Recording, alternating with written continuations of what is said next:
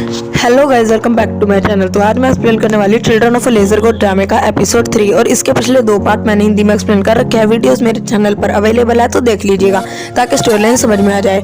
और हाँ, एक बात क्लियर कर देती हूँ कि ना कई लोग मुझे कमेंट बॉक्स में कह रहे थे कि मैंने इनके नाम ठीक नहीं प्रोनाउंस किए या स्टोरी लाइन ठीक नहीं है।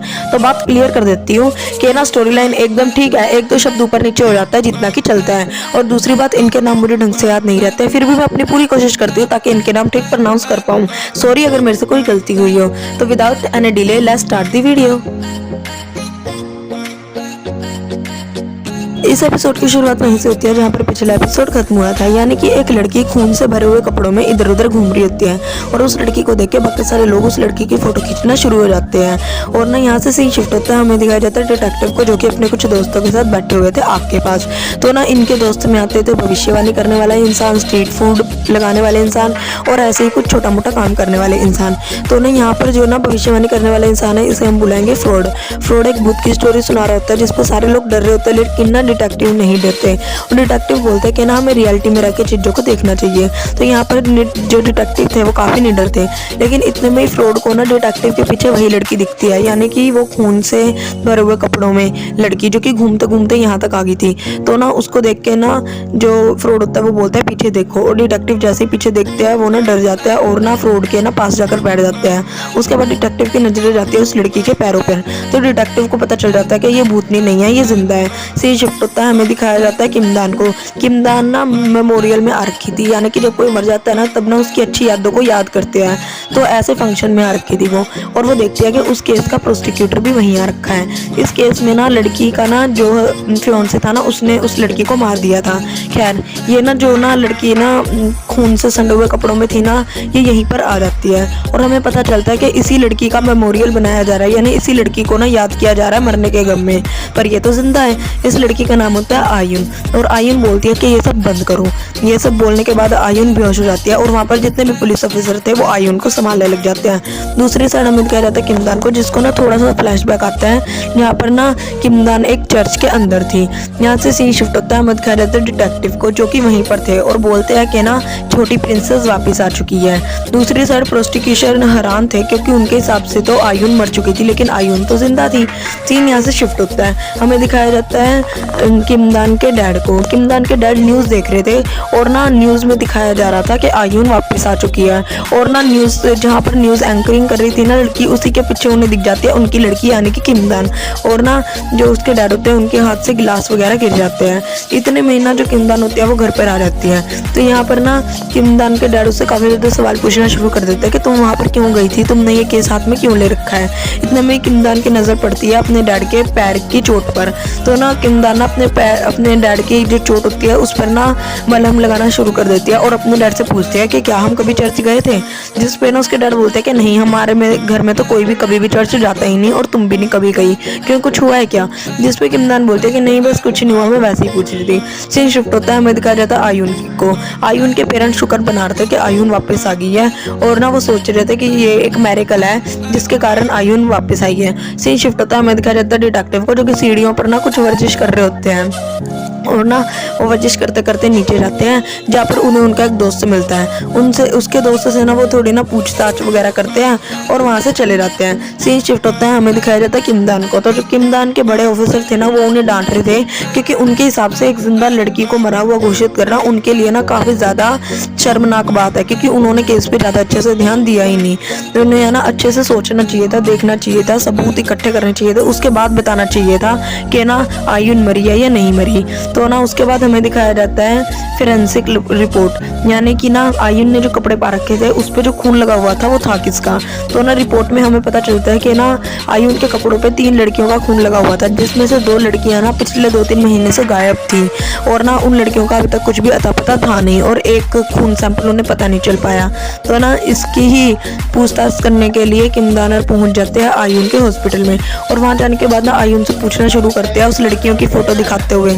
तो यहाँ पर जो आयुन होती है वो कोई भी रिप्लाई नहीं देती।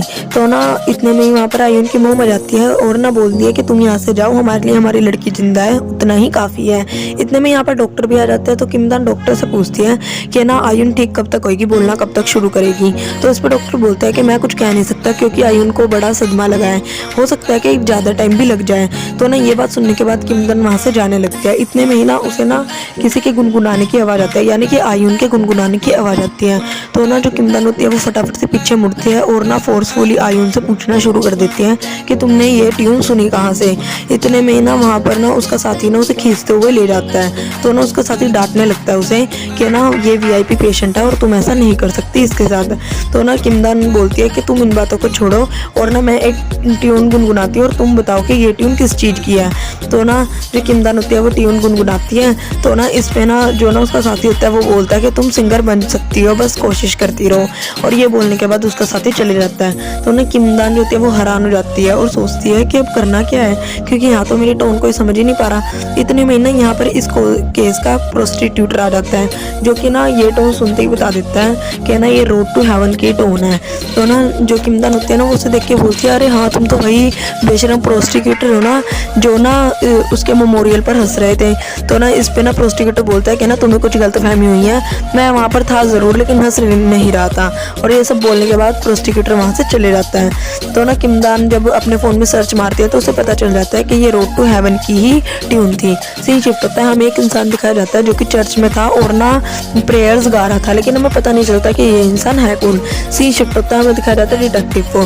तो डिटेक्टिव के पास उसकी पूरी टोली आ रखी थी, क्योंकि ना इनकी टोली में एक बुजुर्ग इंसान था जिसको ना एक कार वाले ने बहुत ज़्यादा मारा था, क्योंकि ये बुजुर्ग इंसान ना रोड घेर कर चल रहा था बहुत धीरे धीरे। तो ना इस पे ना जो डिटेक्टिव होता है वो बोलता है कि ना किसी को भी ये हक नहीं है कि वो ना ऐसे किसी को भी मारे, वो भी बिना किसी गुनाह के। और ना डिटेक्टिव सब कुछ लिखना शुरू कर देता है। उसके बाद डिटेक्टिव अपनी टोली के साथ जाता है एक रेस्टोरेंट में। तो ना वहाँ पर ना सिक्योरिटी उन्हें अंदर एंटर नहीं करने दे रही होती, क्योंकि उनके कपड़े साफ नहीं थे। तो ना इस पे ना जो ना डिटेक्टिव होता है वो बोलते हैं कि क्या तुम लोगों को उनके कपड़े देख के अंदर एंटर करने देते हो क्या, हमने यहाँ पर बुकिंग करा रखी है और तुम हमें नहीं रोक सकते। तो जो डिटेक्टिव होता है वो अंदर एंटर होकर बैठ जाते हैं। सी शिफ्ट होता है, हमें दिखाया जाता है किमदान को जो कि ना अपने साथी के साथ आई थी एक घर के पास। और हमें पता चलता है कि ना लास्ट टाइम जो आयुन थी ना वो अपने बॉयफ्रेंड के साथ इसी घर में आई थी और इस घर में आग लग गई थी, जिसके कारण ना आयुन का जो बॉयफ्रेंड था वो तो बच गया था लेकिन आयुन नहीं बच पाई थी और आयुन की ना ही बॉडी मिली थी। तो ना इसी केस की इन्वेस्टिगेशन करने ये यहाँ आए थे। तो यहाँ पर जो लेडी होती है ना वो बताती है कि ना जिस दिन आयुन और उसके बॉयफ्रेंड यहाँ पर आया था ना उस दिन आयुन कुछ ज़्यादा खुश लग नहीं रही थी और ना आयुन का बॉयफ्रेंड भी कुछ ज़्यादा अमीर नहीं लग रहा था, क्योंकि ना उसके ना जूते और उसकी घड़ी महंगी नहीं थी। और ना जो आयुन थी ना ऐसा लग नहीं रहा था कि ना वो ना इस प्रपोजल से खुश है, यानी कि आयुन का जो बॉयफ्रेंड था ना वो उसे प्रपोज करने वाला था। आयुन के बॉयफ्रेंड के हिसाब से ना आयुन के लिए ना सर दर्द की गोली लेने के लिए उसका बॉयफ्रेंड गया था मार्केट में, जिस बीच ना उधर आग लगी। और ना आग लगने के बाद जब वहाँ पर पुलिस वगैरह आई तो वहाँ आयुन की बॉडी तो नहीं मिली, लेकिन ना उसका बॉयफ्रेंड जिंदा था, तो इसीलिए उसके बॉयफ्रेंड को जेल कर दी गई। और ना मरने से पहले आयुन ने ना अपने घर पर एक मैसेज किया था, जिस मैसेज में ना उसने अपनी मोम को लिखा था कि ना मुझे कुछ भी अच्छा नहीं लग रहा, मुझे ऐसा लग रहा है कि अगर ना मैंने इस प्रपोजल को रिजेक्ट किया तो मेरे साथ कुछ बुरा होएगा। तो ना किमदान सोच में पड़ जाती है, क्योंकि ना उसको तो पता ही नहीं चल रहा था कि हो क्या रहा है ये सब। इसके बाद हमें दिखाया जाता प्रोस्टिक्यूटर को, जिसने ना आयुन के ना बॉयफ्रेंड को छुड़वा दिया था, क्योंकि ना आयुन का जो बॉयफ्रेंड था ना वो ना गिल्टी नहीं साबित हो पा रहा था। तो ना आयुन के बॉयफ्रेंड को ना प्रोस्टिक्यूटर कहता है कि ना तुम जो है ना एक ना गुनहगारी हो, क्योंकि ना तुम आयुन का वक्त वक्त पर पीछा करते रहते थे, जो कि ना गुनहगार की ही निशानी होती है। दूसरी साइड में दिखाया जाता है डिटेक्टिव को, जो कि अपनी टोली के साथ मस्ती कर रहा होता है। तो ना ये सारे ना अपना इंट्रोडक्शन दे रहे होते हैं, जिसमें से एक लेडी उठ के अपना इंट्रोडक्शन देना शुरू कर दी है। तो ना इसमें ना डिटेक्टिव ना उस लेडी के हाथ देखने के बाद समझ जाते हैं कि ना ये लेडी कुछ और ही काम करती थी, ये ना ठेला नहीं लगाती। तो डिटेक्टिव पूछता है कि तुम उससे पहले काम क्या करती थी। तो ना वो बूढ़ी इंसान ना चुप हो जाती है। तो जिस पे डिटेक्टिव बोलते हैं क्या तुम्हें पता है कि थोड़े टाइम पहले ना एक ना बुढ़ी औरतों का ना ग्रुप था जो कि ना चोरियां करके लोगों को लूट कर भाग जाता था। इस पे ना ये ना जो औरत होती है वो बैठ जाती है, यानी हमें पता चलता है कि ये औरत वही थी जो उस ग्रुप में शामिल थी जो लोगों को लूट के भाग जाते थे। सीन शिफ्ट होता है, हमें दिखाया जाता है किमदान को। किमदान का साथी उसे बताता है कि ना एक इंसान था जिसने ना उसे बताया था कि आयुन जिंदा है आयुन के मिलने से पहले। किमदान को यहाँ पर पता चल जाता है कि वो इंसान डिटेक्टिव ही था। सही शिफ्ट होता है, हमें दिखाया जाता है डिटेक्टिव को। तो यहाँ पर ना इस रेस्टोरेंट के ना मालिक वगैरह आए थे जो कि उससे पूछ रहे थे कि खाने का टेस्ट कैसा था। तो ना जो ना डिटेक्टिव और उनकी टोली होती है ना, वो ना खाने में काफ़ी सारी कमियां निकालती है। सही शिफ्ट होता है, हमें दिखाया जाता है प्रोस्टिक्यूटर को जो कि आयुन के पास आया था।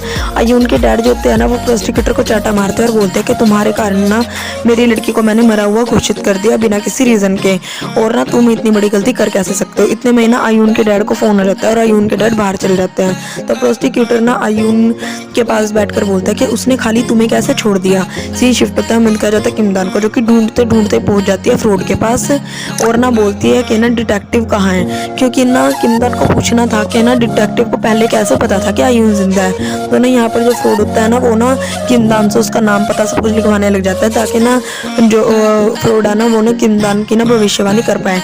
लेकिन जैसे ही फ्रॉड किमदान के हाथ को छूता है, फ्रॉड को ना एकदम से झटका लगता है क्योंकि किमदान के हाथ में घुंघरू था। सी शिफ्ट होता है, मैं दिखाया जाता है किमदान के डैड को, जो कि है ना किमदान की बनाई हुई ना कुछ ड्राइंग को देख रहे होते हैं। स्टोरी जाती है फ्लैशबैक में, जहाँ पर ना जो किमदान के डैड होते हैं ना, वो डॉक्टर को बता रहे होते हैं कि किमदान ना हमेशा बताती है कि इस घुंघरू में से कोई आवाज़ आती है, लेकिन इस घुंघरू में तो आवाज़ आ ही नहीं सकती क्योंकि इस घुंघरू में लटकन है ही नहीं। तो ना यहाँ पर ना जो डॉक्टर होती है वो बोलती है कि क्या किमदान के साथ बचपन में कुछ बुरा हुआ था क्या, क्योंकि वो अजीब अजीब सी ड्राइंग बनाती है। तो ना इतने में ना जो किमदान के डैड होते हैं वो किमदान को लेकर चले जाते हैं। सीन यहाँ से शिफ्ट होता है, हमें दिखाया जाता है प्रेजेंट में किमदान को, जो कि डिटेक्टिव को ढूंढ लेती है। तो और ना किमदान डिटेक्टिव से पूछते हैं कि तुम्हें कैसे पता था कि आयुन जिंदा है, तुम तो इस केस में थे भी नहीं। तो डिटेक्टिव बोलता है कॉमन सेंस। तो ना इसके बाद ना इनके बीच में डील होती है कि ना किमदान बताएगी कि ना किमदान को पहले ही कैसे पता था कि डिटेक्टिव की बहन की डेथ होने वाली है, और ना इस बेसिस पे जो डिटेक्टिव है वो भी बता देगा कि उन्हें कैसे पता था कि आयुन जिंदा है। तो इसके बाद डिटेक्टिव किमदान को एक जगह पर लेके जाते हैं और किमदान और डिटेक्टिव अपने ना इमेजिनेशन में पहुंच जाते हैं आयुन के कमरे में। यहाँ पर ना किमदान से ना डिटेक्टिव पूछते हैं कि ना अगर तुम्हें तुम्हारा बॉयफ्रेंड धोखा देता तो तुम क्या करती। तो इस पे ना जो किमदान होती है वो बोलते हैं कि मैं तो रोती रहती सुबह हो चाहे शाम। तो इस पर डिटेक्टिव बोलते हैं कि शायद आयुन ने ऐसा कुछ भी नहीं किया। तो ना जो किमदान होती है वो बोलती है कि शायद उसने अपने बॉयफ्रेंड को माफ़ कर दिया होगा। इस पे ना डिटेक्टिव कहते हैं कि तुम जिससे प्यार करते हो क्या उसे माफ़ करना इतना आसान है। तो इस पे ना जो किमदान होती है वो सोचने लग जाती है कि हाँ बात तो सही है। सीन यहाँ से शिफ्ट होता है, दोबारा से ये अपनी इमेजिनेशन में पहुंच जाता है उस कमरे में जहाँ पर उसके बॉयफ्रेंड ने उसे प्रपोज किया था। तो यहाँ पर पहुंचने के बाद ना जो किमदान होती है ना, वो बोलती है डिटेक्टिव को कि अब हमें क्या करना है। तो डिटेक्टिव बोलता है कि तुम इस कमरे की तलाशी लो।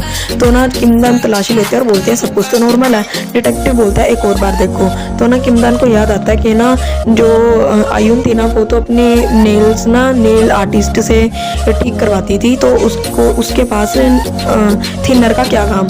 तो ना इस पे ना जो डिटेक्टिव होता है वो बोलते हैं तुमने सही पकड़ा, थिनर और वाइन दोनों ही चीज़ आग पकड़ने के काम आती है। यानी कि जो आयुन थी ना, उसने बदला लिया था अपने बॉयफ्रेंड से वहाँ पर आग लगा के अपने आप से, और आग लगाने के बाद ना वो वहाँ से भाग गई थी और उसका बॉयफ्रेंड ना सारी चीज़ों को ढूंढता रह गया था। यानी कि आयुन ने खुद वहाँ पर आग लगाई थी थिनर की मदद से और वाइन की मदद से। तो इसके आगे की स्टोरी हम देखते हैं आयुन की निगाहों से। यानी कि आयुन सो रही होती है और उसे सपना आता है कि जब वो उस जगह से भाग गई थी ना, तब ना पीछे से ना किसी ने उसके सर पर वार किया था, जिसके कारण ना वो थोड़ी अनकॉन्शियस हो गई थी और ना वो बंदा उसे उठाकर लेके जा रहा था और ना वो बचाओ बचाओ की भीख मांग रही थी। दूसरी साइड हमें दिखाया जाता है प्रोस्टिक्यूटर को, जो कि आयुन को बोल रहा होता है कि ना अपना ये ड्रामा बंद करो, जल्दी से उठ जाओ, वो तुम्हें कैसे छोड़ सकता है जबकि बाकी 3 लड़कियों को तो नहीं छोड़ा। यानी कि आयुन को किडनैप किया गया था 3-4 महीने के लिए। सीन यहाँ से शिफ्ट होता है, हमें दिखाया जाता है किमदान को। तो यहाँ पर ना जो डिटेक्टिव होता है वो किमदान को बोलते हैं कि अब तुम समझ गए ना कि ये सब ना आयुन की प्लानिंग थी कि ना वो अपने बॉयफ्रेंड को फंसा देगी, लेकिन ना आखिरी में ना उसका प्लान उस पर उल्टा तब पड़ गया जब ना उसे ना किसी ने किडनैप कर लिया। तो उसके बाद ना जो डिटेक्टिव होता है वो किमदान से पूछता है कि अब तुम बताओ कि मेरी बहन के केस में तुम्हें कैसे पता चला था कि टैक्सी ड्राइवर किसी को मारने वाला है। तो इस पे ना जो किमदान होती है वो बोलती है कि ना मेरे को है ना फ्यूचर की ना थोड़ी झलक दिख जाती है कभी कभी, जिसके कारण है ना मेरे को फ्यूचर पता चल जाता है। तो यहाँ पर डिटेक्टिव बोलते हैं कि तुम ना अपना इलाज करवाओ, तुम्हें ना इलाज करवाने की ज़रूरत है। जिसपे ना किमदान बोलते हैं कि करवाया था, अगर ये बीमारी होती तो अच्छा होता ना, लेकिन ये बीमारी नहीं है। ये कभी भी मेरे दिमाग से निकलता ही नहीं है। मेरे को हर बार ना फ्यूचर की झलक दिखती रहती है, जिस पर ना डिटेक्टिव जो होते हैं ना वो ना गुस्से में आ जाते हैं और बोलते हैं कि अच्छा अगर ऐसी बात है तो तुम ये बताओ कि अब मैं फ्यूचर में क्या करने वाला हूँ। इतने में ही ना किमदान को फ्यूचर की ना झलक आ जाती है, जिसमें ना जो डिटेक्टिव होते हैं ना वो ना किसी को मार रहे होते हैं गोली से। तो इस पे ना जो किमदान होती है वो ना डिटेक्टिव को बोलती है कि तुम ऐसा मत करना, तुम ऐसा नहीं कर सकते, तुम ऐसा जो भी हो जाए, तुम्हें कितना मर्जी फोर्स कर ले इंसान, लेकिन तुम ऐसा मत करना। सीन शिफ्ट होता है, हमें दिखाया जाता है किमदान के कुछ साथियों को जो कि बात कर रहे थे कि ना आयुन के कपड़ों पर जो खून लगा हुआ था ना उनमें से एक लड़की का काफी खून बह चुका है, लेकिन अगर उसे हॉस्पिटल में नहीं लेके गया ना तो वो मर जाएगी। सीन यहाँ से शिफ्ट होता है, हमें दिखाया जाता है कि उसी लड़की को जिसका ना खून ना आयुन के कपड़ों पर लगा हुआ था और वो लड़की ना हेल्प करो की भीख मांग रही थी। तो यहाँ से सीन शिफ्ट होता है, हमें दिखाया जाता है डिटेक्टिव को जो कि ना थोड़े से हैरान हो गए थे किमदान की ना बातें सुनने के बाद। सीन शिफ्ट होता है, हमें दिखाया जाता है आयुन को जिसको ना थोड़े दौरे से पड़ रहे होता है और आयुन ना बहुत ही अजीब ढंग से केक खा रही होती है।